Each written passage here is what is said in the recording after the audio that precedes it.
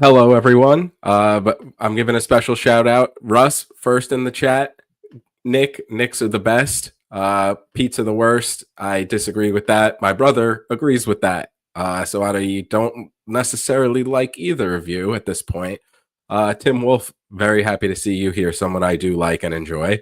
Um, I wanted to say thank you, everyone, for joining. It is the special Thanksgiving episode. I am thankful for everyone that's joined me so far, everyone in the chat, and I am very thankful for my guest tonight.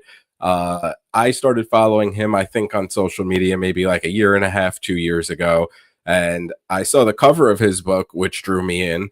And then we exchanged a couple emails before he sent me one of the arcs to read. And I wouldn't have expected that through just those couple of emails where it was like friendly banter, getting to know you a little bit, that all this time later, we're in the same group together. I have read all his books. I am thoroughly enjoying this journey that he is putting all of us on. So I am very happy that he's here tonight. Without further ado, Mr. Nick Betts. What's up, y'all? What's going on, brother? How are you doing today, sir? Just lovely, man. Like I said, just trying to stay out of the cold up here, way up north. So nothing too weird and wonderful, brother. Just living. You were telling me backstage, and the reason we are a minute late is because we are just friends at this point where we didn't even need to we could have just recorded it back there and then posted it. But what was the temperature this morning for you, for everyone else to just know? Well, for us Canadians, it was minus 16. So I don't know what that is converted to American Fahrenheit, but it is cold. Very, very cold. Yeah.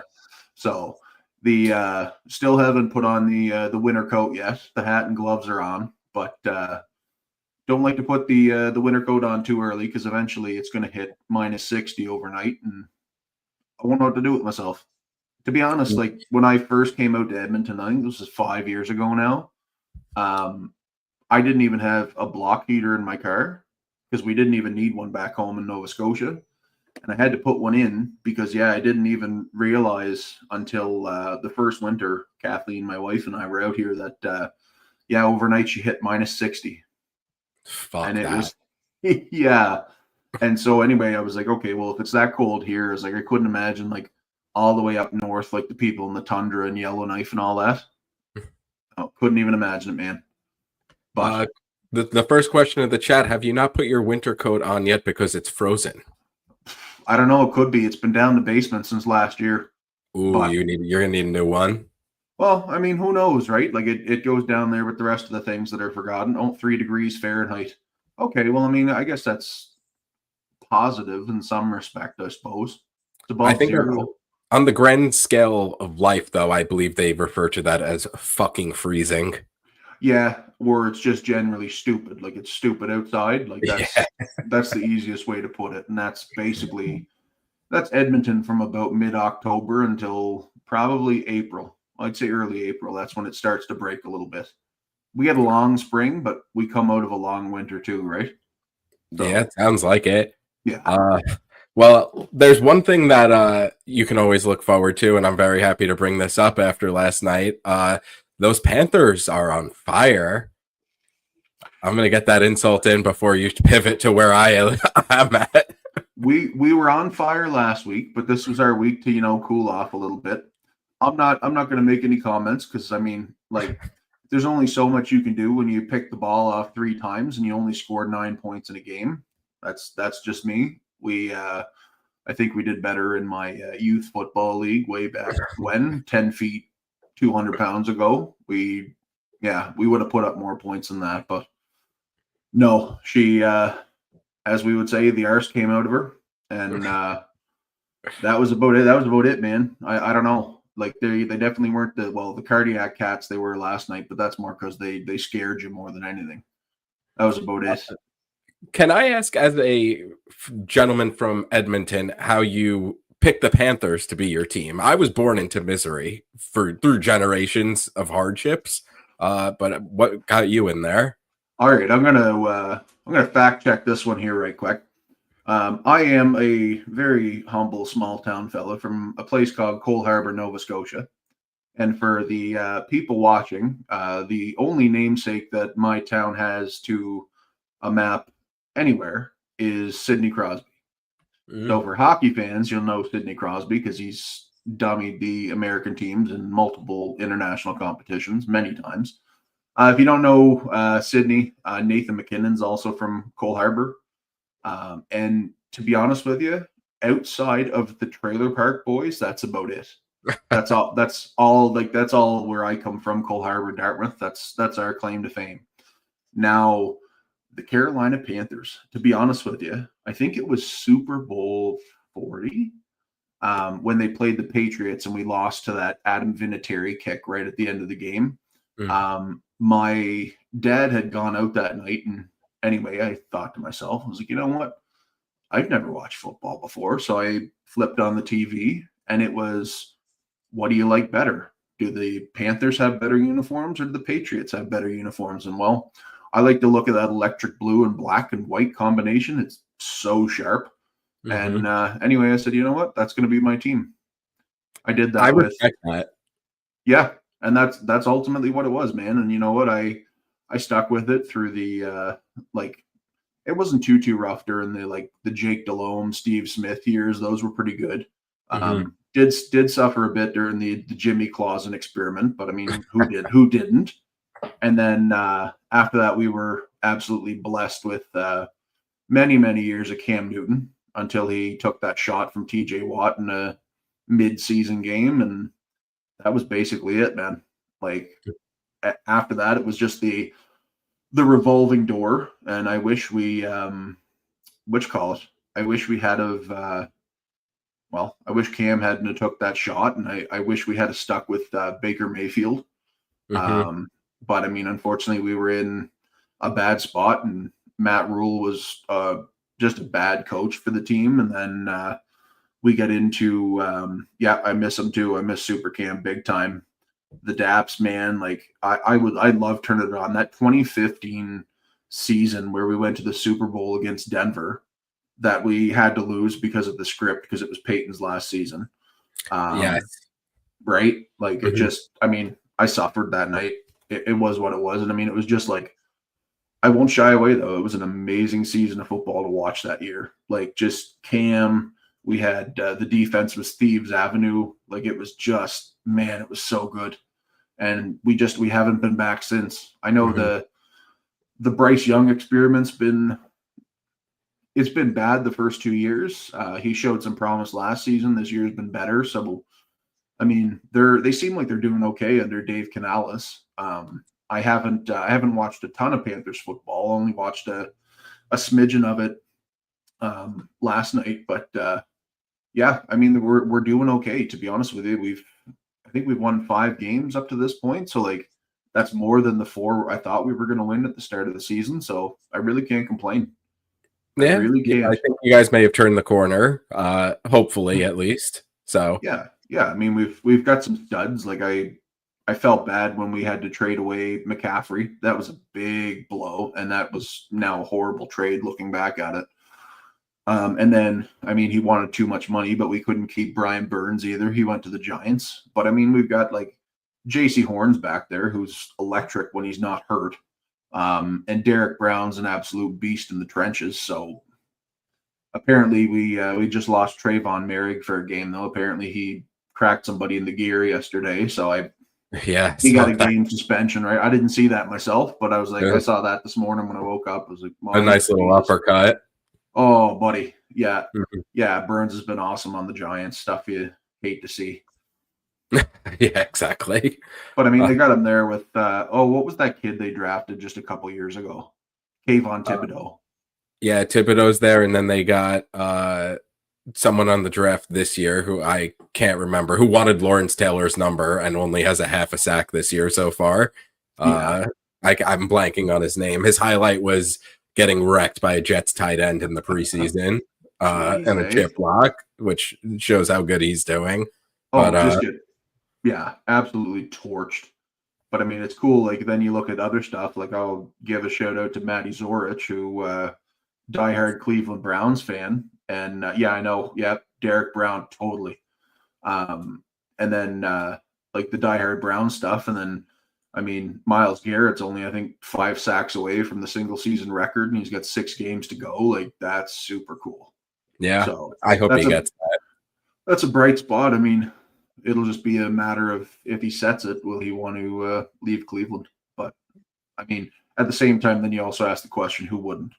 Yeah, exactly. Like as a Panthers fan and a Jets fan and whoever else is in the chat that hasn't won a Super Bowl in many, many, many years, I don't think any of us would want to play for the Browns.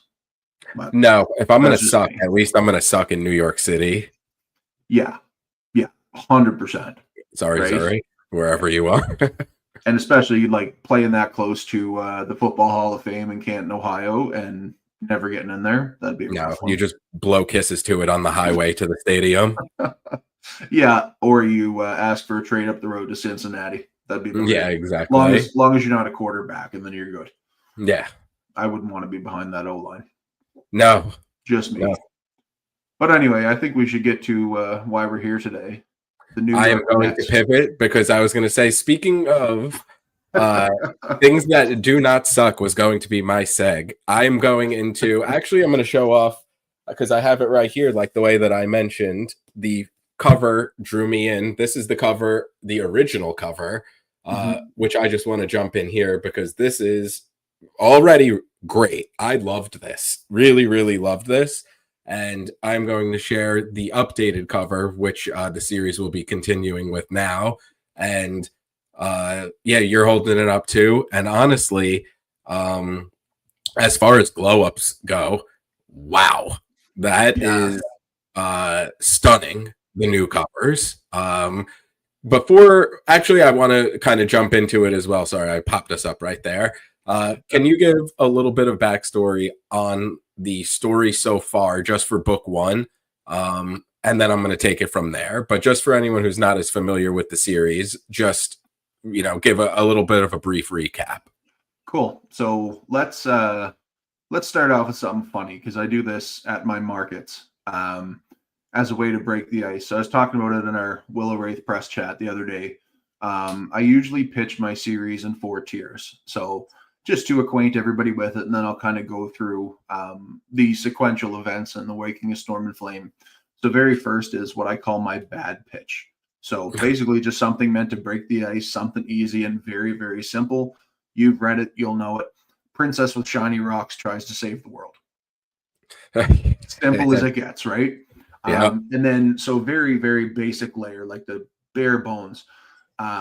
Princess joins Royal Army to take on Big Bad Empire. Simple as the story gets. Now, about 1,000 years before, and this is kind of that second layer, about 1,000 years before the story began, we had an event called the Cataclysm. And the Cataclysm was basically a war between 10 gods that were left behind by their creator, Zion, who we'll get to in the next level. But basically, they used humanity as their pawns, divided them in half, and started this war. This war unfolded. The sky rained rocks from space. It was amazing. And then all of a sudden, the gods took off and disappeared. Well, humanity went on and did what they did, quarreled amongst themselves. And 1,000 years later, the Empire's fighting the Royal Army, and all of a sudden, these gods are starting to wake back up again. Now we come to the overarching thing and the big theme of the entire 5-book pentology, which is millennia before this story even started. The creator Zion came to Idel, and his first job was to create 10 gods and basically put humans into a state of dormancy. They were created. I borrowed some of that mythos from the way the dwarves were created in Lord of the Rings, where they were kind of just set underground and then they came out on their own. Although none of the humans that first evolved looked into a lake and realized they were king. Nobody did that one. But basically what ended up happening was Zion gave them 10 gifts. So 5 of them were given gifts over the elements. They were each given something like hope, courage, all those things that we naturally embody as humans. Now, before Zion bestowed the last gift, he told his shepherds of humanity, all 10 of them, basically, I'm going to return someday. I don't know when. The universe is a very big place, and you're not the only ones. Now, when I come back, I want to see two things. I want to see you unified, and I want to see you prosperous. And that's how I want you to shepherd humanity as you kind of go forth. Now, that came with a crux and a condition that if he came back and the gods and the humans were judged as wanting and they broke from his unity or they weren't prosperous, that he would wipe everything out and they would start again. So that would be an event that would come to be known as the final judgment.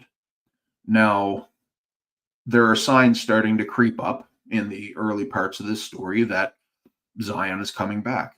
So before the eve of battle between the royal army of Enel and the Illyrian Empire, basically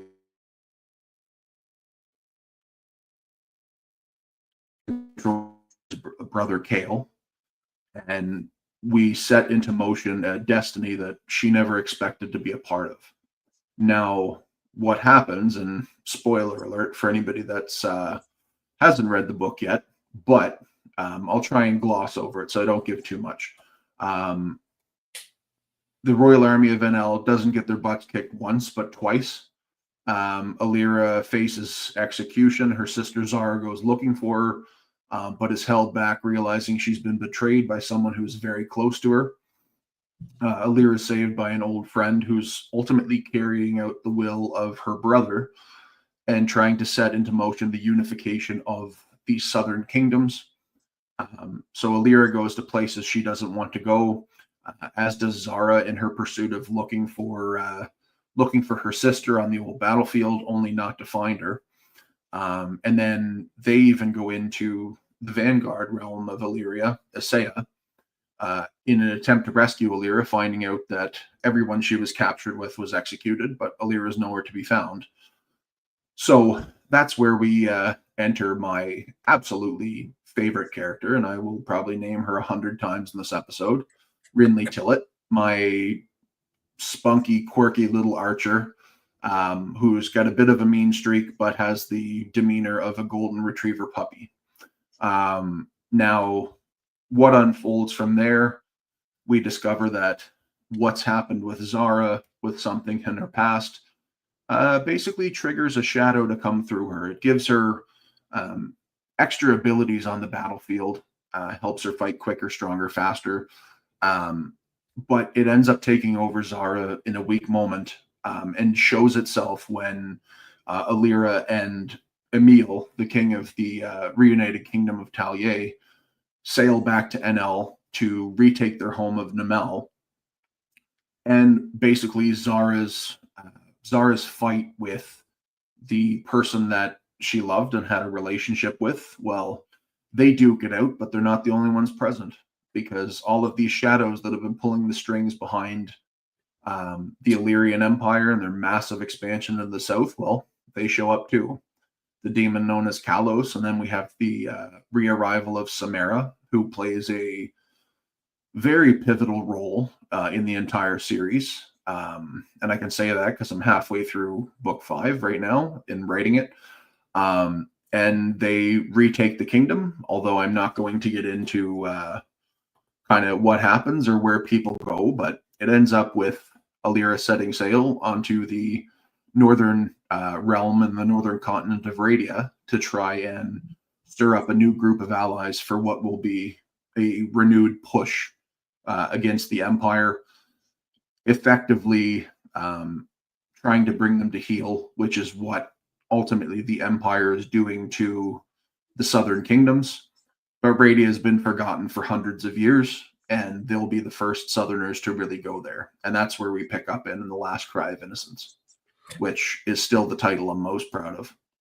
I love that title. Again, I'm going to share the cover again. The cover remains absolutely sick. I have the original one here, which is also sick.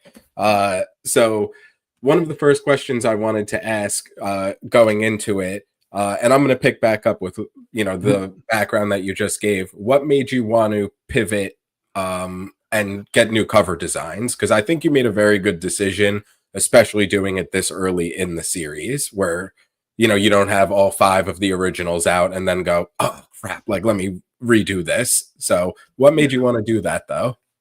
So the big thing was, to be honest with you, I always wanted artsy covers.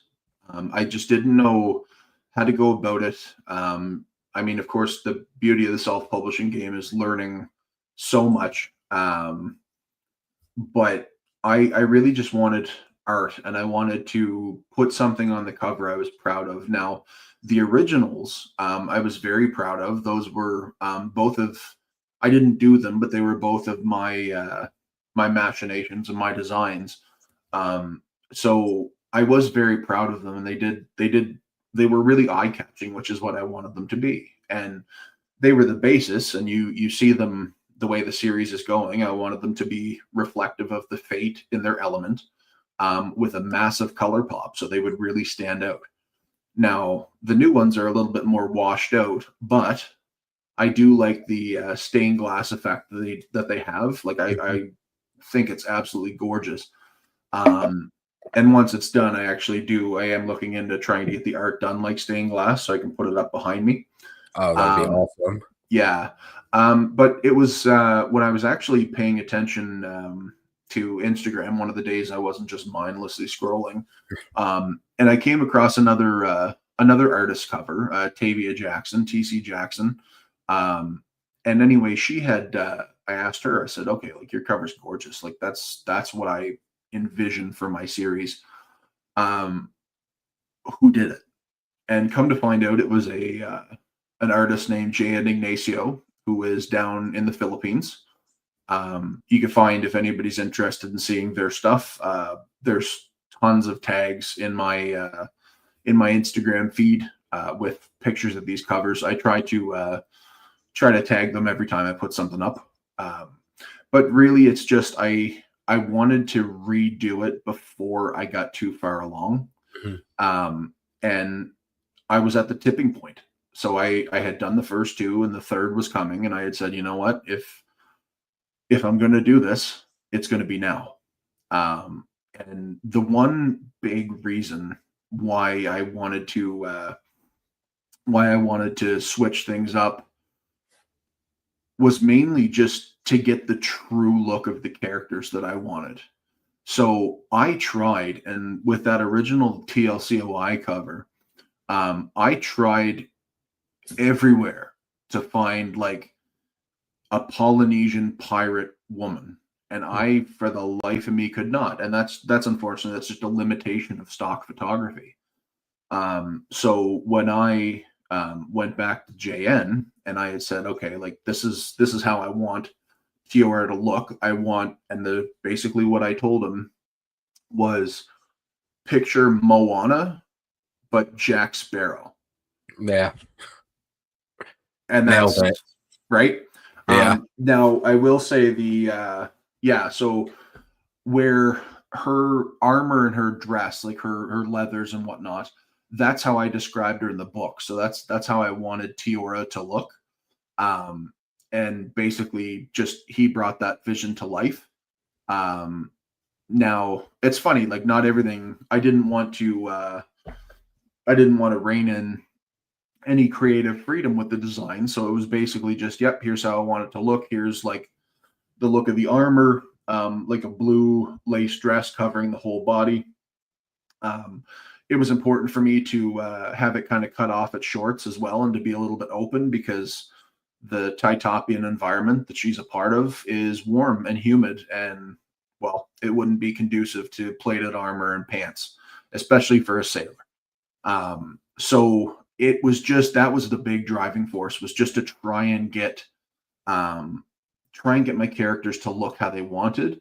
Now, when we go back to and switch back to the first one right here, you can see from the original cover that you held up earlier, you can see the homage that's paid to the original look, which I like. JN did that on their own. I was perfectly fine with that, but it still captures the initial essence of Alira, which I look back at it and I thought, you know what? I was like, I'm pretty proud of that, because that, even though it wasn't an artsy cover, that was where I started. Mhm. So it was cool to like keep that original pose. The other thing that kind of, and it was the trigger that made me want to change the Waking of Storm and Flame, especially, was because when I wanted the elemental motif for each book, well, the original cover had more flame on it than storm. And now, funny enough, if I had had my time back, would I have made Alira the Fate of Flame? Now, I've thought about that 100 million times. I was like, okay, but how many heroes do we have that wield fire? Like that just seems to be the go-to. So I was like, no, like I want to open up with this with wind, which is what it started with and how it's developed into the gale and tempest, and eventually later on as people will see storm and lightning and all of those other facets. So it's ultimately gaining levels as she goes through this series without it being a progression fantasy. Mhm. Um, Now, I basically just wanted to capture that element of storm, and that's what JN did perfectly with that new cover. Like, it's not overdone. You see her hair's kind of blown back with the wind. There's clouds. There's lightning. Um, it was just perfect, and that's where I had to reserve the flame motif for my book that comes out tomorrow, "The Serpent and the Shattered Sword." So that was just one of the many reasons why I switched up, was just to make sure that everything was solid, everything was concrete, cohesive, and it had the look that I wanted. I want to shout out Marie, because Marie, it was one of my beta readers. That's Woodsy Reading on Instagram. And Marie put into a picture what I get to look at my market, or what I got to look at my markets over the weekend. And that is all three covers side by side. And it's like, I'll admit, I have goal line fever. Book 4 is written. Book 5 is like, I think 197 pages in as of today. I am full speed ahead trying to get this thing done, because my ultimate goal and my pat on the back is basically just to see all 5 covers lined up next to each other at the end of all this, right? And it's going to be super cool, because I don't have the 4th cover yet, or the 5th for that matter. But this is a Nick pipe dream here. But I want to be able to have them so that they're in kind of a circle, and then that way Alira faces the left side of the book, and then at the very very end will be Zara, and Zara will face Alira. So something super cool. I can't wait to see all 5 of them next to each other. I'm so excited. Like, Yeah, that's awesome. That's also going to be a very cool way to close the circle of this series and everything. That's kind of some perfect imagery to go along with it. So yeah. hearing that is very cool.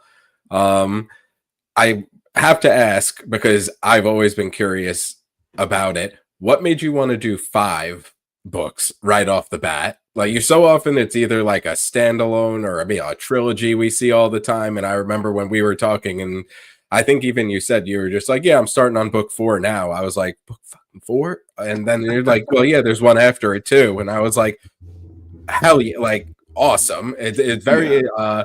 very cool to see, especially since this is kind of your, I want to even say it's past dipping the toe into writing. You're like half your body's in at this point with a 5-book series. But what was the kind of influence on you that made you want to go this big, this epic, this immediate? Well, the simple answer is naivety. Straight up, man. I think I want to shout out Bill, because I think Bill put it this way when we had talked in Smudging back in May. And Bill had said the beauty of like this self-publishing thing is that when everybody starts, especially with your debut, none of us have a sweet clue what we're doing. Now that's what I got into, and I didn't realize the initial scope of this story when I first got into it. So I had imagined it at 3 books, and I had said, well, I can do it, but I don't think it's going to have the impact I want, and the scope um, doesn't make sense for how it's going to end. So I initially played around with it with 4, and the linchpin that made my decision between book 4 and like a 4-book series and a 5-book series was this right here that comes out tomorrow. So this is a trip to Evan Glacia, which is ultimately the lost foreboding continent. I could have left them as an outside player, but the more I dug into it as I was planning the pentology proper, I had said, you know what, like if I take a third book and I introduce the power behind Evan Glacia and I lay bare basically some of the secrets of the series, um, will it be rushed if I ended at 4 books? And so I had thought about it and I had loosely planned ahead for the Call of the Silver Spire, which is book 4. And I had just kind of gone through it and I was like, okay, I could end it at 4 if I really wanted to. I was like, but that would be an absolute chunk monster of a book. And so just to make it digestible, I mean, most of my books sit around the 400 to 500 page limit, or not limit, but 400 to 500 page threshold anyway. QSAF is 397. The Last Cry is 507. It's the biggest one. The Waking of Storm and Flame is 450, or sorry, the Serpent of the Shattered Sword is 450. Book 4 that's currently sitting and marinating in my hard drive is right now 470, and I haven't done my edition edits where I pump in all my extra emotion and description and just make sure everything's in there that I want to be before I start killing my darlings. And then book 5 right now it was a planned 20 chapters, but we're going to go beyond that because the characters tell their own story. And I had some chapters that were bigger that I'm starting to split up a little bit. But yeah, I'm just about to cross that 200 page threshold. And now I'm kind of debating with myself. I'm like, well, I'm supposed to start editing the book 4 in 20 days. And I was like, I might just keep writing book 5 and push 4 back a little bit, only because right now the words are coming. Like there's no writer's block. There's nothing. I find my draft zeros are easy and I write very quickly, only because I treat it as a proper brain dump. I just write what's in my head and the way it comes on paper, and I can pretty it up and polish it and trim up what I need to in the editing process. So really it just came down to how long did I think it needed to take. I tend to, in my own life, hang on to things a lot longer than I should. And I think that is ultimately one of the driving forces behind why the series is 5 books rather than 4, is just to buy myself more time with these characters, because they've been in my head for, well, when the series wraps up, probably 7 or 8 years. And like, I think as I write and I tiptoe closer to the finish line, I just think that, like, am I ready to let them go? No. Do I think I'm ever going to be? Probably not. But what kind of keeps me going is at the end of this, I've kind of got, and this is something special for me, is I want to get a painting commissioned, just something simple. It doesn't have to be anything crazy, but I want it to be like a back on image, or even a front on image of me sitting at the computer writing, and all 5 of my fates like kind of in behind, like acting like themselves. And that's just something nice, just a little ode to a trilogy that's special for more than just words on a page. Like the first one speaks to my first couple years in the military. It's got my deceased cat in it. So anybody that's listened to me tell that story about Ace many times, and how my first 40 pages of The Waking of Storm and Flame and the initial plotting were basically just a way to, one, port my laptop around the house and follow my cat to make sure he didn't get confused or fall down the stairs or anything like that. He was in final stage kidney failure, so really it was a bit of a process. And after he passed, which was Valentine's Day of 2022, I didn't pick up that book for another year and a half. So it's just one of those, like, I have such things that are such like important things to me that are poured into it. Like it's not just a story, especially when I try to relate it to a lot of people, that The Waking of Storm and Flame is my first couple years in the military. And it's centered on ultimately Alira's journey and what happens when you know the reasons you signed up for serve, but what happens when you find yourself in a place you don't fit. And it's a big allusion to, again, those first, probably the hardest 2.5 years of my life. Um, I mean, after that, I went on to have a great 10 years of a different trade in the military after that. Just got out a couple years ago. But there's a lot of parts and pieces of me and my life that get or that were injected into that story and have bled all the way through. Like when I do certain things to these characters, we all laugh and joke all the time about, oh, how can we make their lives more miserable? Um, as somebody who kind of writes in the like the classic trope and especially the noble bright side of it, or at least what I consider to be noble bright. Every time I've got to do something bad to the characters, like I feel bad myself. I'm like, I don't want to hurt my little family here that lives in my head. So anyway, it's just which calls a long roundabout way to just say five just felt right, Mhm. more or less. Yeah, which is perfect. It's I'm very glad that you didn't compromise your vision and the emotions and feelings that went into each story just to be like, well, four may sell better, or just kind of like being true to yourself and keeping it as much as you wanted. So, that was a perfect answer, and I'm very happy to hear that specific answer, which is cool.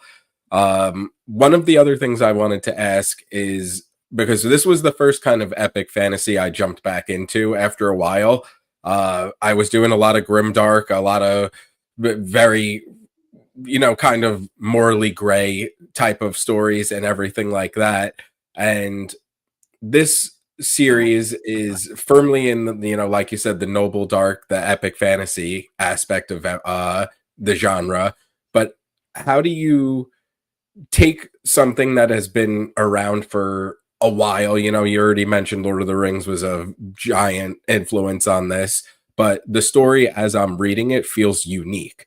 So how do you go about having those influences where people will be like, oh, this is my favorite story of all time, and you use it as an influence, but also put your own personal twist on it to get us just as invested as characters as they did uh, 80 years ago writing those stories? Yeah, and to be honest, like I've even searched for that answer, and all I've come up with is I don't know. It's just they. I say they as in people I've listened to podcasts, other people talking, and that there seems to be this thing that exists in the world that every story has already been told. It's just now we're telling them in different ways. Now, what I see with this is that I don't know if I'm breaking. Other people have seen different things, but I don't think I'm breaking any new ground. Nor did I want to.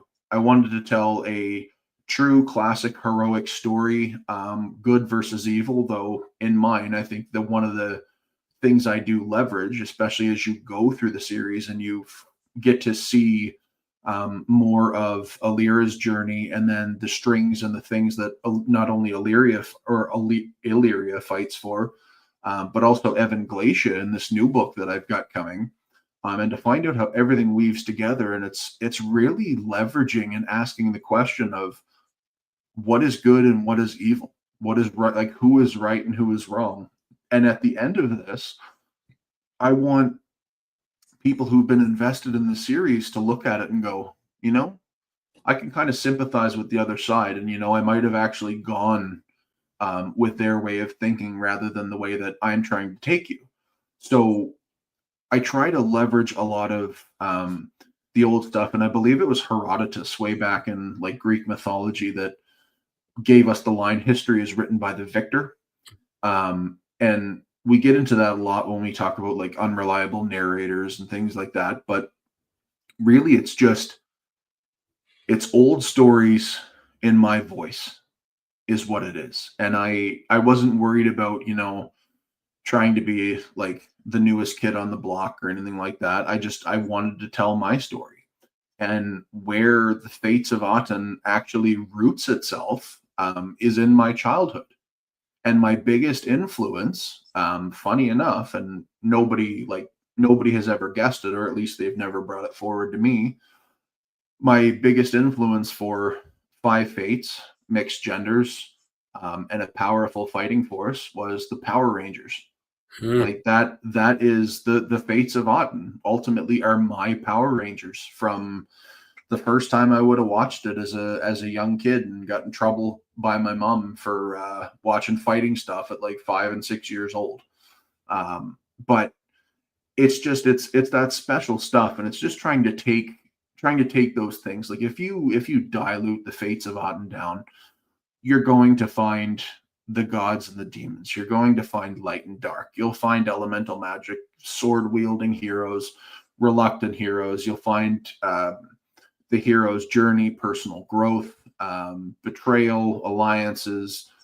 And the one thing I like to think that I bring to it is a little bit of injection of my own mental health journey and how that kind of weaves its way through alliance and friendship and betrayal in terms of what I've felt. And I mean, we can call it trauma dumping to some aspect, because we'll say the under antagonist, Rygar in book 1, Rygar is actually based on how I said my first couple of years in the military were horrible. It was a leader who was supposed to look out for me as a subordinate, but was one of the first people to throw me under the bus.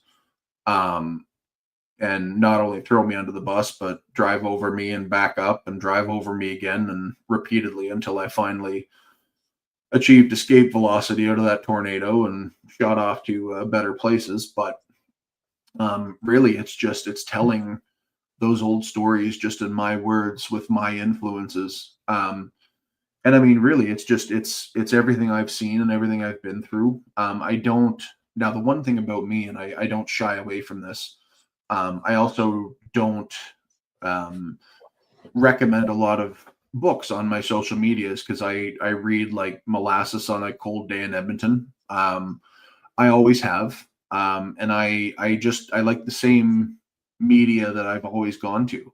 I love my Final Fantasies. I love my Resident Evil, Mass Effect. I love my old stories I read when I was a kid, and all my old TV shows and all my old movies. And that's where a lot of my influences come from. So especially when a lot of people talk about like, where do your influences come from in literature? Well, outside of Lord of the Rings and Tolkien, which I've been very invested in, I don't really have a lot of literature-based influences, only because I always shied away from reading. Just because I always read slow. I'd get 10 pages in and get discouraged, because I'd keep going back and I'm like, oh, maybe did I miss something? Did I read it differently? Like this, that, and the other. So a lot of my stuff that kind of weaves into this is popular culture rather than just books, to be honest. So I know I'm going off on tangents here. So if I get a little bit too far, just stop me or I'll talk forever.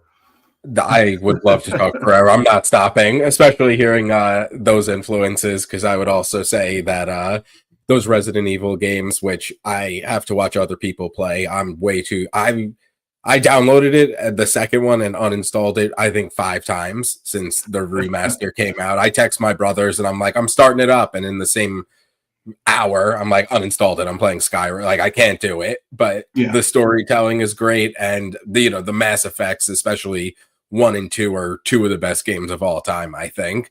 So hearing that is a very cool insight to it. Not everything has to be book related, so hearing those type of things is very cool.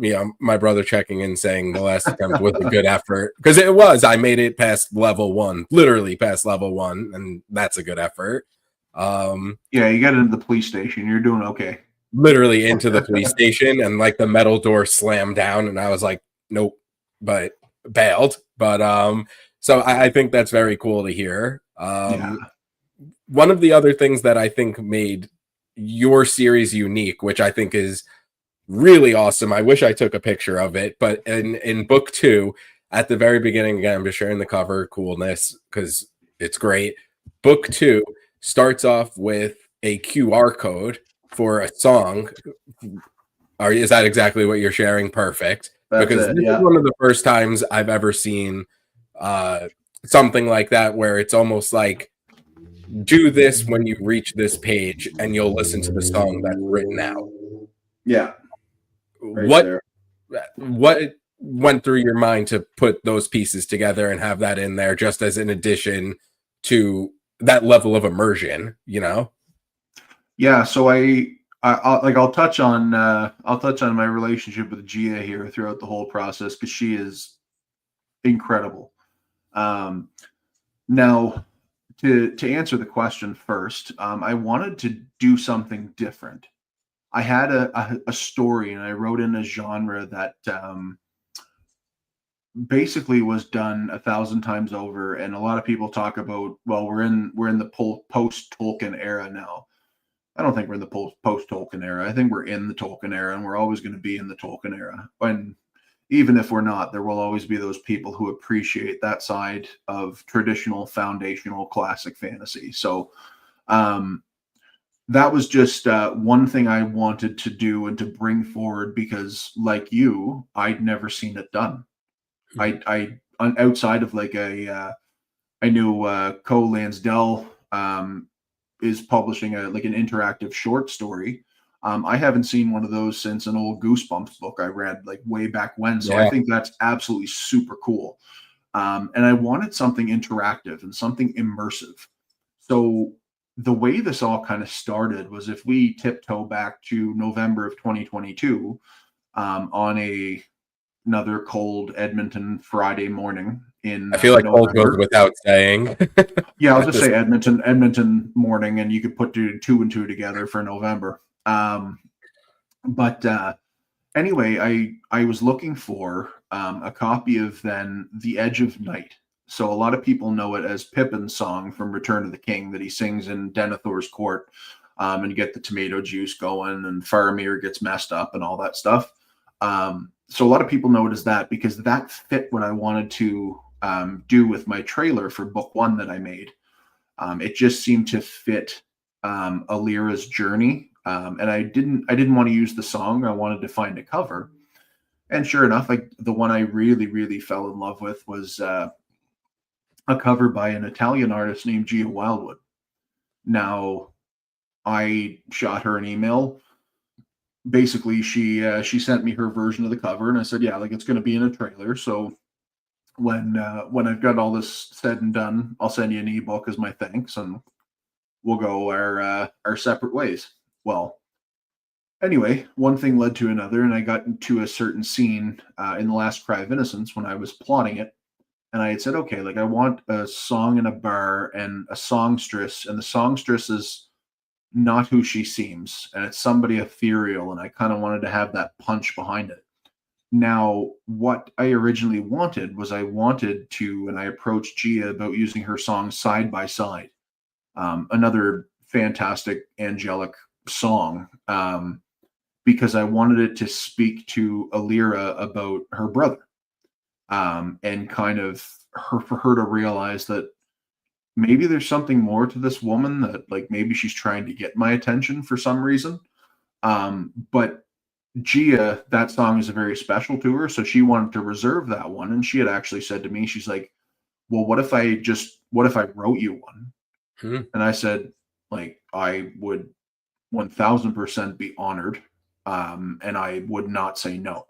So basically, it was just more of a here's roughly a prompt of the scene because I didn't want to read it, or I didn't want to read her into who this character was or what they were doing or what was going on because she's invested in the series too after book one. So I was like, yeah, I don't want to wreck it for you. So here's the Cole's notes. Here's the gray area that I'm going to stick to, and basically go. You've got creative freedom. Go nuts. The only thing I think I told her was like, try to make it sound like something that would be sang in a medieval tavern. So stick to like your instrumentals and stuff like that. But I said outside of that, like I'm not going to tell you how to suck an egg. Like you are the artist. And anyway, so she came back with what became One Step Away from Dawn, and that is probably my favorite song I've ever heard in my life, especially just because she wrote it specifically for this book.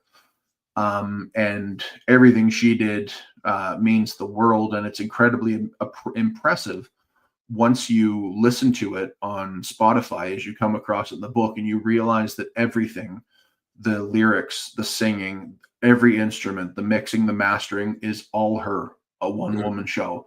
She's That's got great. there's no help, there's no assistance. It's literally just Gia. And we had such a great time that she returned for book 3. So you find the same thing in there.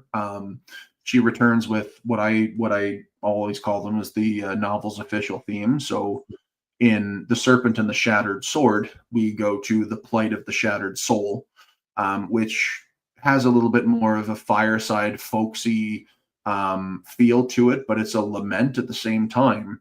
And that ultimately questions part of why I did the series to begin with, which is good is not always good, evil is not always evil. I'm not going to use the term morally gray. I hate that term more than anything because it's a fancy, made up, dressed up word for being human. So I didn't want to get into that, but she's also going to be returning with an overarching theme for book 4. It's another original song of hers. And it's not going to be in the book, but she is going to do the very last song for book 5. And I can say it without spoiling anything. It's going to end the last chapter of the book because it's a character reflecting on certain feelings throughout before what will be the trail out epilogue. And she's been a part of it ultimately right from the beginning, right from just after I had the first draft written until the end. Now we used to speak in Instagram only, and that slowed things down. So we got onto WhatsApp, and her and I talk all the time. She's a big fan of the series, and anybody who follows my Instagram, you'll see me promote Gia's songs and Gia's work, especially when she's got something new, because she's one of the greatest voices I've ever heard. And just, I can't get enough of her music. Now, mind you, she's taken a little bit of a backseat recently to my chokehold that K-pop Demon Hunters has had on my Spotify. And I say that absolutely shamelessly. Yeah, there's Tom. I figured he'd pop in. But yeah, K-pop Demon Hunters has had an absolute chokehold on my Spotify account over the last 3 weeks. And I'm trying to, it's something I do on my way to work. I'm trying to learn every song of the soundtrack. And when I showed my wife it last week, we sat there, and when I was singing How It's Done right at the start, she's like, "How do you know this?" I'm like, "Well, don't worry about it. That's what happens when you listen to it 100 times there, hon. Like, it is what it is, right? It's infectious. That's exactly the way to put it. And I saw that we just infected Dave Lawson yesterday, so he's now on Team Huntrix for sure. I haven't listened to any of it yet, so I'm going to try and keep my algorithm to just angry rap and jam bands. I wouldn't be surprised if we peel back the layers and that's Zeeb's playlist, not Sleep Token or anything. It's just Huntrix and the Saja boys. I'll get in there at some point. I'm sure it's too popular to not. Sticking with book 2, I want to slide back because Tim had a great question a little further up in the chat, which I wanted to make sure to ask. But was Tiora always a planned character? Her dynamic with Alira was my favorite aspect of book 2. She is far and away the standout of that book. She punches above her weight class for sure as a character. I think, and I forget who, pardon me 1 second. I forget who told me, but I think it might have actually been Tim in his review. And Tim had basically said that she was like the missing link for what was happening in this team. And I knew that from the beginning as well. I had certain attitudes I wanted my characters to portray. And even in book one, Rinley came in late. She didn't come in until chapter 14, even though she played a decently big role, but she comes into her own in book two. And more or less, like, Tiora was a planned character right from when I set out, into trying to plan book two. And I had always wanted kind of like a seafarer, somebody that's tied to the ocean. Now I think I needed to inject a little bit of crass and a little bit of sass, and that's what Tiora does. And I brought it up under the guise, and this is where the mental health rep comes back in. I wanted to bring it up under the guise of masking, because as Alira finds out from her, ultimately her father, her confidant, her second in command, Keola, finds out that who she shows you is not who she really is. Now Tiora has a very tragic past, a very tragic story, so that masking element comes out way more than I ever expected it to. But she could arguably be my second favorite character, only for what she does and who she is. And now Alira and Tiora's dynamic in book two was incredible. Like Tim said, I love the two of them. Even more than that, it was the dynamic between Tiora and Rinley. Because as Tiora attacks Alira, physically at first and then verbally through the rest of the story, then you've got Rinley rushing to her defense. And then you've got the crass Tiora with the duty bound, heart of a puppy Rinley. And it's just their dynamic is something I fell in love with. And to be honest, it's probably book three is my favorite of the series, hands down, just for what it is and what it brings. But book two is probably one of the more, like, it's probably the most special, in terms of, as an author, like, that's when I started hitting my stride in my writing. I don't shy away. Book one, I tiptoed. I didn't know what I was doing. I did my best to tell a really good story. It's a slow burn. It's not action packed all the time. It's a lot more militarism and political posturing than it is fighting and fast paced action and things like that. But for those people that know me, as a person, that's me. Mm-hmm.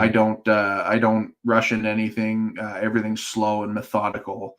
And I much prefer stories where I can get immersed and I'm not thrown into the deep end of the pool, really. So that's why that kind of became that. And then now, as I got more confident, then I felt the ability to come in on a bit of a higher note, which the second book certainly does.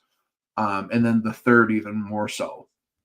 So as I go and as I develop, all of these things that come in about pacing, and speed and brevity, all start to develop and work better. But I didn't, right from the first one, like, I didn't want to trunk my first novel.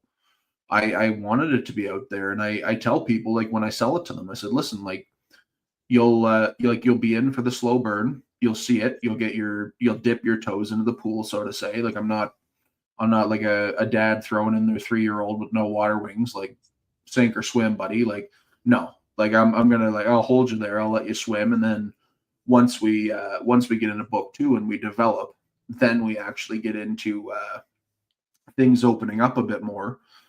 And I kind of had that vision for Alira right from the beginning, because she's ultimately been kept. She's a bird in a cage. She's 25. She's never spread her wings, and she's never gone into the wider world. Mm-hmm. So the first book is more light magic, heavy militarism, but I don't get into heavy fantasy aspects, only because we're seeing it through Alira's eyes. She's getting out into the world for the first time, and as she goes into books 2 and 3 and 4 and on, that's when the magic and the fantasy aspects actually turn up a bigger dial. So I try to sell my first book as a military fantasy, because ultimately that's what it is. We don't really start getting into the epic side until book 2 and book 3 and onward, right? So it does get more fantastic as it goes. It's just that I think it all just comes back to not knowing what I was doing in the training wheels right from the beginning. I think that's all it was, man. And then once we got into book two, we started creating more diverse and vivid characters, and that's when again I feel like I just really hit my stride. So, and then even more so with book three, like I had last I checked today, I had 6 ARC reviews in so far, and every one of them was overwhelmingly positive.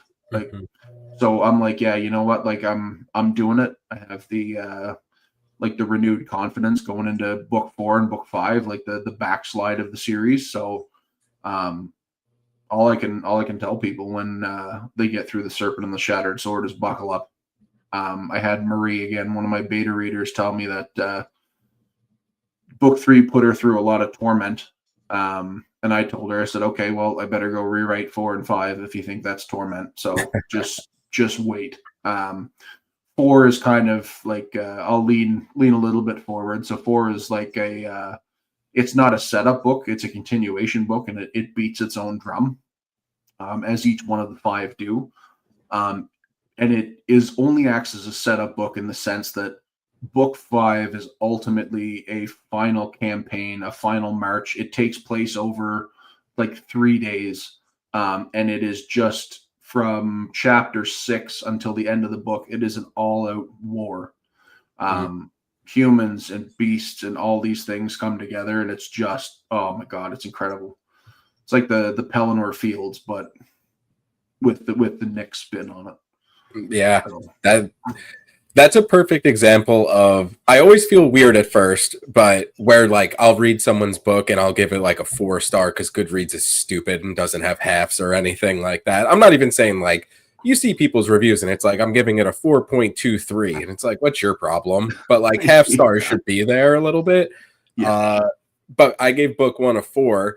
And it's because exactly like you just said, where you personally feel like you're hitting your stride into book 2 and beyond. So it's always like a weird feeling because I really liked book 1 and I was like, this is going to be the start of something awesome. But there are things to do that I know he's going to do heading into the follow-ups of this. And you could see it in book 2. I like book 2 so much. Like I'm probably 80-85% done with it. I have to jump back in and finish it, which is sitting right here. But I really love especially the much more focused aspect of it. It is like, the book 1, it was very macro. You're looking at the whole world, all this type of stuff. And it's really like you just explained, it's her coming out of the cage and spreading her wings and really realizing all of these things going on and trying to grasp along with it. Whereas book 2, you're much more focused on her. The plot is, much more consistent. The pacing has what I like to. I love the pacing. I'm a big jam band guy, so I like the ebbs and the flows along the way, and it's much more of that as opposed to not all over the place, but it's very direct and focused. I think book 2 is a gigantic step up from book 1, which I liked. That's the crazy thing about it. So hearing that book 3 you think is even better than book 2, it's just funny that like it almost validated in my head why you have to like give a little bit of leeway as like a person giving feedback to the author. You can't do like just read it and be like flawless, no notes, because then when the next book comes out, like if I think book 2 is better than 1 and I gave 1 a perfect star like rating, how am I going to praise you worthily enough to reflect book 2 and 3 and beyond? It's just funny to hear you say that. So I definitely agree with it 100%. I think it's fantastic. So it's very good. And I love hearing that the ARC reviews coming in from book 3 are even better or just as on pace as they are with book 2. But one thing I wanted to ask as well, especially with the way that you go about getting the ARCs, and I was one of the ARC readers, which I still am, but the indie community as a whole, I think that you especially, I brought it up in Willow Wraith when like we were talking in the past, and I was like, Nick crushes social media, by the way. Like, you do the reels, you do so many good videos with shout outs, like you were just talking with Gia, you do all these type of things. Um, was that something that you were nervous getting into in the indie scene? You know, a lot of people are getting into this to write the stories that they want to write and, you know, express that, you know, whether it's like you mentioned, the military history, those 2.5 years, like getting that out in story form, like, you know, kind of all of these things that are so deeply personal. And then on one aspect, it's like, now go sell it. And Yeah. it's like, oh, I never really thought that I would have to do that, but you do it very well. Is that something that, you know, you kind of had a little bit trouble starting off with, or did it kind of come natural to you? Yeah, so it definitely like it wasn't innate, that's for sure. Um, I was never, even for my own personal stuff, I've never been a social media person.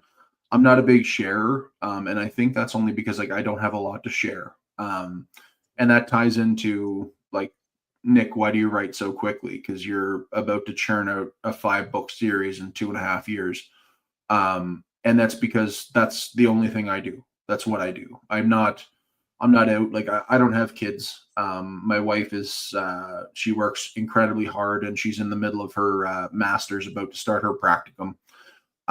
So I've got a lot of time, and with my introversion and my not liking to be out and about in the world, I escape into my fingers on a keyboard, and I write the words that my characters tell me to write. Now, when I was first coming into the indie scene, I didn't know what to do.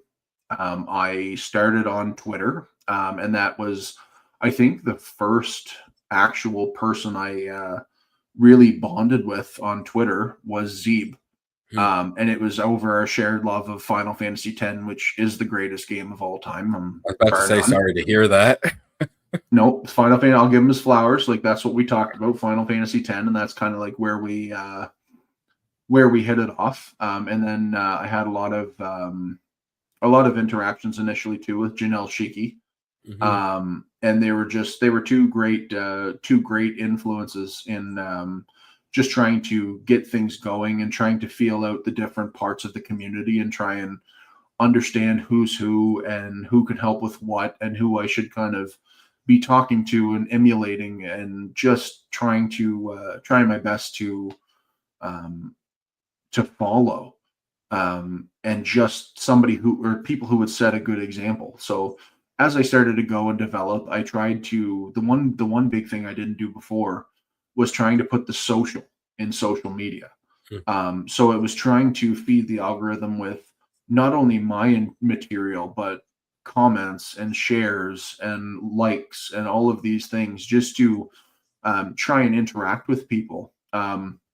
Now, the one thing that kind of, and it'll be a little bit of a vulnerable moment here to show like how close I came to hanging it up before the last cry of innocence ever became a thing. Was the first review I ever got was like 3 stars. This was from my ARC team. It was 3 stars. It was kind of lackluster. So it was like, okay, good, but not great. And then the second review I ever had come in, basically, I tried to find silver linings in it. I did, but it was my second review ever. It didn't even have a rating, and it was almost just like, this is garbage, never write again. Now, I could have quit then. I pat myself on the back many, many times. I even have it in my drawer back there is a photo of that review that whenever I'm having rough times, I pull it out, I give it a read, and I'm like, yeah, we're way past that now. We've come so far. And it's because we didn't let this hang us up. Wow, I just talk like Gollum there. I didn't realize that till now. Yeah, so that review is like the precious. I keep it back in my drawer.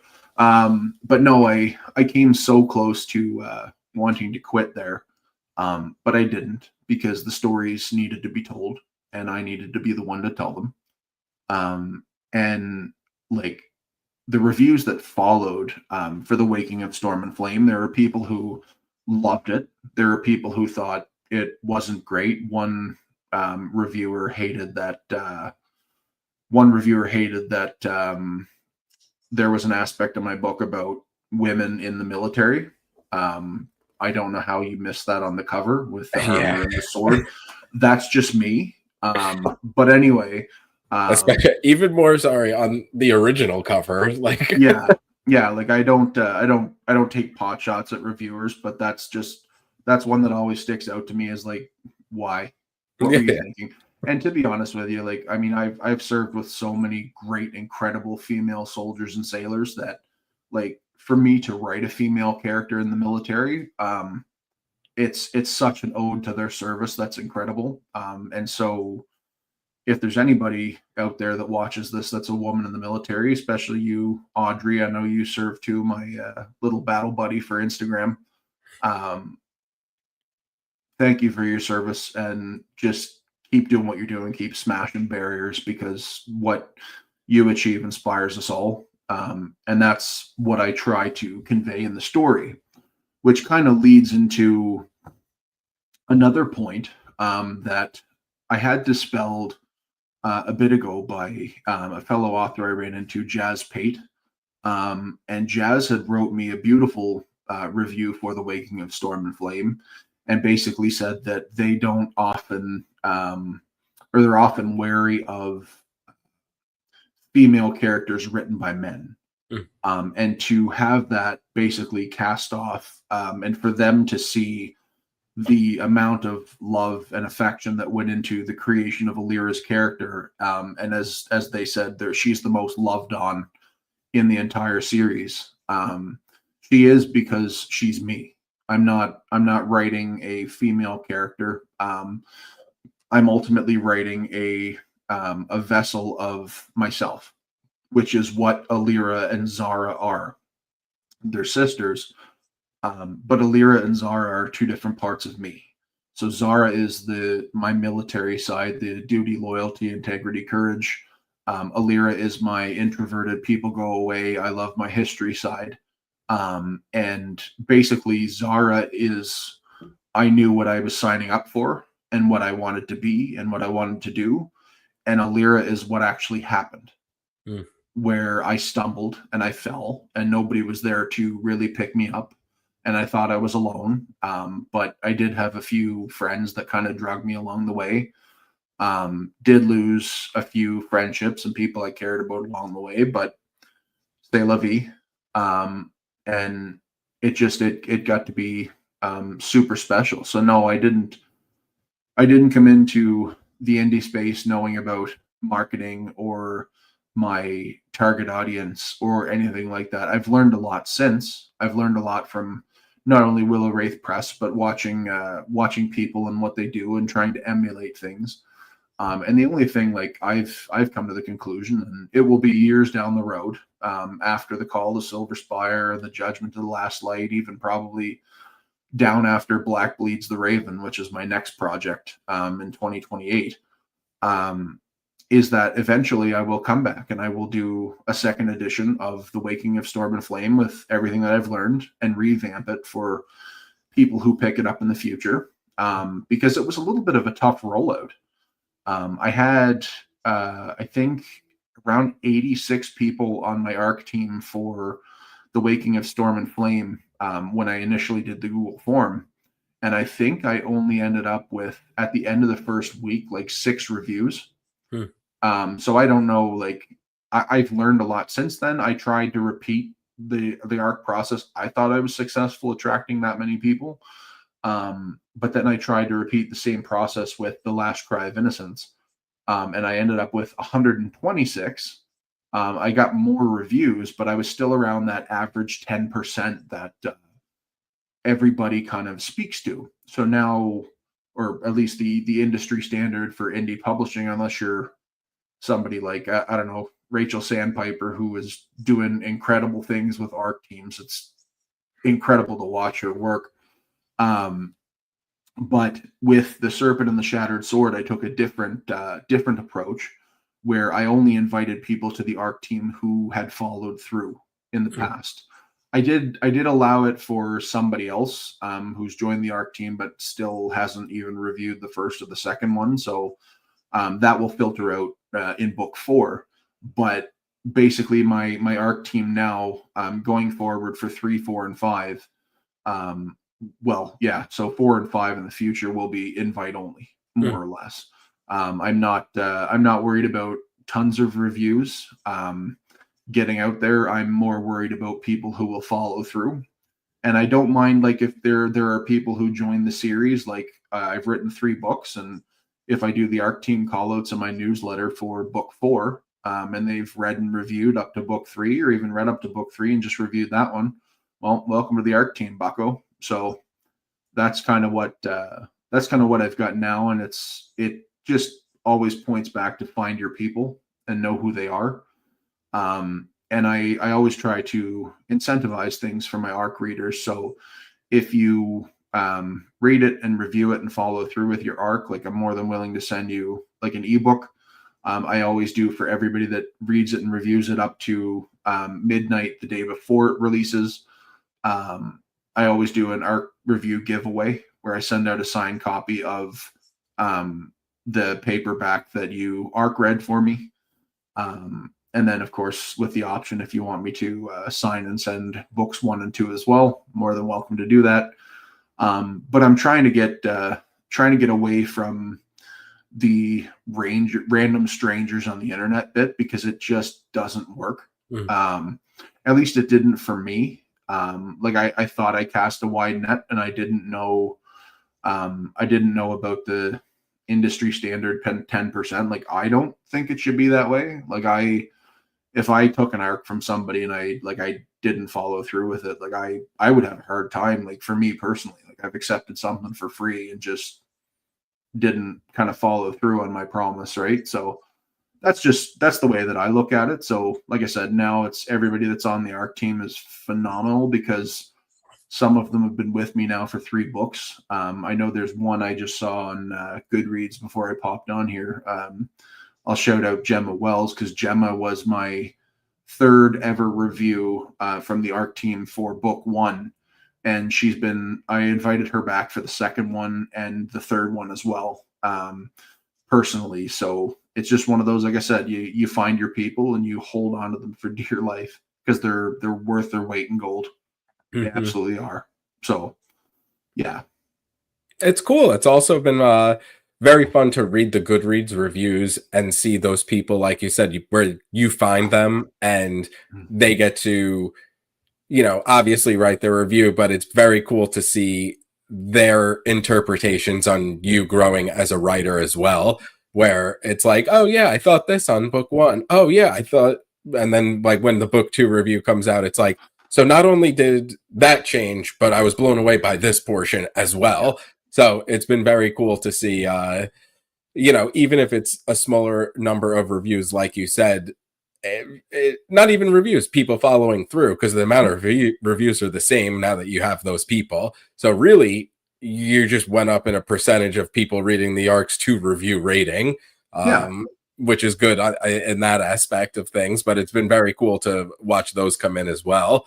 One of my biggest questions that I always like to ask, because I am so not a person that I feel like could do this yet, but the way that you guys write as authors, when you are writing, and you mentioned it earlier, how you kind of brain dump, and especially right now with book 5, the words are just flowing, you've mentioned.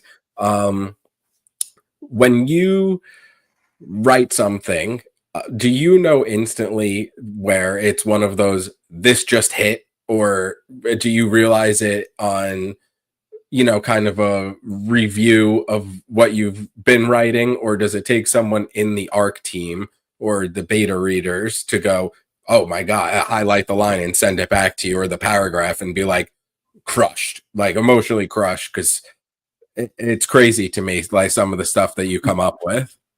Yeah, there's some, there's some stuff that you really think is going to land right off the bat. But then there's other stuff that, my first ever beta reader, Christina, who I worked with at the Royal Canadian Mounted Police, like, there's stuff she'd pick up on that I was like, oh, okay, I didn't expect that to slap, but all right, that's hitting. Okay, we're good.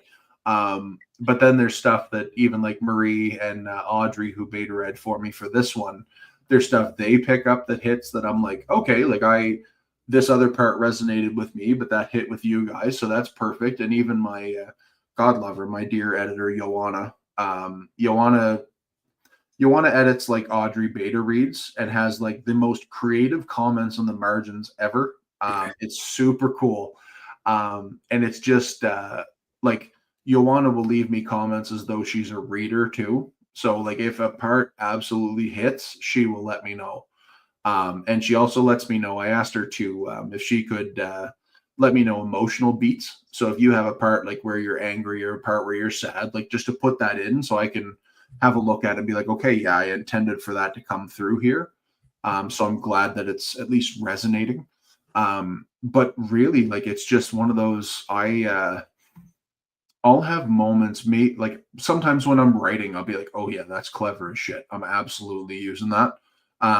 But then there's a lot of times when I go into my editing process, when I look at it, I'm like, I wrote that? Like, holy Jesus, that's good, boy. And anyway, I'll go and like sometimes it even shapes up a little bit more and gets pretty impactful. There's a few things that I have, but I mean, I find a lot of it, not just in the way that the characters interact with one another or what they say or how they are. I find a lot of the things that really take me back are when my own personal feelings and opinions kind of bleed into a character's words. And it's just the way that I phrase it and frame it. And I think with a lot of my work, it tends to really get me going because of the way that I tell my stories. So I didn't shy away from writing things a bit old school, like old JRR. I wasn't worried to be a little bit, especially in the beginning. I had a lot of people that said, oh, it can be a little bit stiff. And I'm like, okay, well, like that's what I intended because that's the way Alira was and how she started. She was not an easygoing, happy-go-lucky character. She was about as flexible as a 2x4. So that's the way I wrote it, and that's the way I wanted to bring it through. And now it's at the point when I'm like, okay, like I knew that, I played it safe. I did things how I wanted to do it. But all I tell people now is, listen, like book one is ultimately like the prologue to what is a 4-book series because of that 2-year time gap between 1 and 2.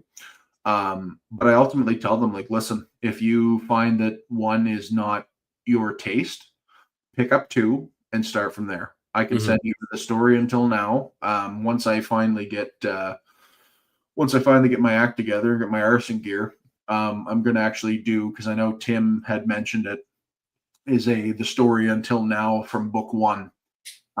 So I did that for book 3 with the first 2, and I'll continue it on until the end of the series. But basically, if you want, once I get that in there, I mean, you can inject yourself right into the Last Cry of Innocence because I'll have the beats in there for 1, so you're not going to be missing anything other than the little nuancy things, but you'll be able to pick up and go.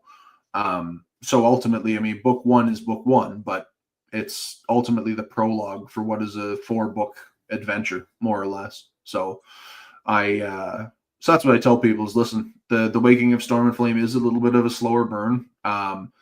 There were training wheels. Nick was learning how to write and be an author, and you know what? I don't shy away from it because it was a debut. And then, like you mentioned, it's the comments that come in for The Last Cry of Innocence, and then The Serpent and the Shattered Sword. The large majority of them all say the same thing. Like book 1, loved book 2, and the development in like pacing and prose and just overall confidence just bleeds through in that second edition. And that was, again, why it was important for me not to trunk book 1, because I wanted, even just for myself, to see that development in my own writing, which has come through clear as a bell. So can't complain there, man. Yeah. No, I'm glad that all of that feedback is making its way back to you and it's resonating because it's 100% true. So it's great to hear. But yeah, before signing off, I am just going to show the cover for book 3, which is releasing tomorrow, in an hour and a half over at my time, Yeah. which is pretty cool. Again, masterpiece of a cover. These, I almost feel like whenever you do like that revision aspect of things, if you ever like get to it, I would almost have these prints as like an extra $5, like buying a book or something, because these are like frameable. There's very few books covers, especially where it's one of those where I would like slap it on the wall, especially 5 of them, and you know, you're knocking it out of the park with these. But so for book 3, which is coming out tomorrow, I just wanted to say that, you know, I've seen a lot of the reviews that are coming out right now, and they are extraordinarily positive. You know, I think that, like I said, in like the way that we just spoke about it, that, you know, the leaps and bounds from not ever written anything before to only being halfway through your debut series is crazy. And I think you deserve a lot of praise for that. You know, I think that you are just absolutely crushing it. And I don't know if I've run into a nicer person in the indie scene since I've been here. Like I said, the way we started messaging at the very beginning was in emails, and now we talk daily. And, you know, I feel like that is so beneficial, and it's almost why I started doing the streaming type thing, because I feel like people with you, like you, with your personalities and talent and everything like that, deserve to kind of be showcased. So I'm very happy that especially heading into the Thanksgiving holiday, I meant when I said this is a very big thankful moment, because you're one of the first people I've been talking to since I've picked up these books. You know, I think you were my second arc ever, and I'm still very honored and proud to be along on this journey with you, and I would just wish you nothing but the best, man. No, thanks, brother, and I appreciate you having me on. I kind of looked at it earlier, and I was like, you know what, I could, like you had mentioned, oh, it's like a special episode and all that stuff. It's right before well, American Thanksgiving to you fine folks. We had ours last month. But to even bring me on for an episode with the GOATs number 23, can't complain, man. Yeah. I was happy about that. I'll compare myself to Jordan, no problem. I mean, I'll bring you back for 45. 100%, man. And I mean, I'd love to even come back at the end of this series, man, and talk the whole thing. I think that'd be super cool. And then, yeah, like we said, I'll have all 5 art prints somewhere behind me with a cool photo of me with all 5 of them. And that's kind of, I had debated. I was like, do I want the painting or do I want a sword? I was like, no, I want the painting. I was like, the sword I'll do in the future. Like, I followed Instagram or whatever, and I saw Ryan Cahill got a custom sword. I was like, yeah, someday I will have Tempest on my wall, Alira's sword. But I was like, I think that might be a few years and a few dollars into the future before I do that. Right? So I was like, yeah, maybe a painting will be better. Yeah, you can always look around for a blacksmith for a little bit. Oh, 100%. And chances are here in Alberta, I'd probably find somebody, because they're good with horseshoes. I can't imagine they'd be any different with a blade. I would think so. Right? So absolutely, man. But thanks for having me, brother. I hope everything goes well. Looking forward to getting the Serpent and the Shattered Sword out into the world tomorrow. Because if you've been through books 1 and 2, I know Tim's eagerly awaiting book 3. You're in for a ride, and not to pat myself on the back too much, but the best is still to come, and you ain't seen nothing yet. So that's all I got, brother. How can you end on a better note than that? But yeah, thank you for coming. Thank you, everyone in the chat. It was popping off tonight. I hope everyone has a great holiday weekend for anyone in America. I hope it gets a little warmer for you. You know, that'll be my Thanksgiving Day wish, for you to not have to break out that jacket yet. But thanks again for joining. Thanks everyone in the chat, and see everybody next time.